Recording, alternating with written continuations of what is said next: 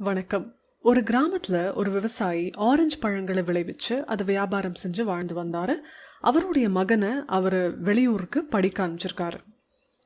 இவருடைய தோட்டத்துல நல்ல சுவையான தரமான பழங்கள் விளையிறதுனால எப்பவுமே இவரோட வியாபாரம் நல்லாவே போயிட்டு இருக்கும். ஒரு முறை விடுமுறைக்காக ஊர்ல படிச்சுட்டு இருந்த பையன் இவங்க ஊருக்கு திரும்பி வரான். அப்பா கிட்ட ஒரு விஷயத்த சொல்றான். அப்பா, செய்தித்தாளில் நான் படித்தேன், உலக பொருளாதாரமே சரிஞ்சு போச்சான், மக்கள் கிட்ட அவ்வளவா பணப்புழக்கமே இல்லையா அப்படின்னு சொல்லிட்டு போயிடுறான். இந்த அப்பா ஒரு முடிவு எடுக்கிறாரு. அதிக விலைக்கு அதிக தரமுள்ள பழங்களை விற்கிறத விட குறைவான விலைக்கு தரம் இல்லாத பழங்களை வித்தரலான்னு முடிவெடுக்கிறார். நாளடைவில் இவரோட வியாபாரம் குறைஞ்சு போச்சு. தரக்குறைவான பழங்களை விற்கிறதுனால இவரோட வியாபாரம் ரொம்ப நலிஞ்சு போச்சு. உடனே இவர் என்ன தெரியுமா நினைக்கிறாரு?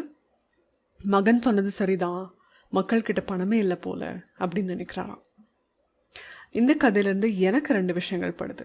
ஆனால் அதுக்கெலாம் முன்னாடி உங்களுக்கு இந்த கதையிலேருந்து கிடைக்கிற அந்த ஒரு மாரல் என்ன அப்படிங்கிறத கமெண்ட்ஸில் சொல்லுங்கள். நம்ம டிஸ்கஸ் பண்ணலாம். நன்றி.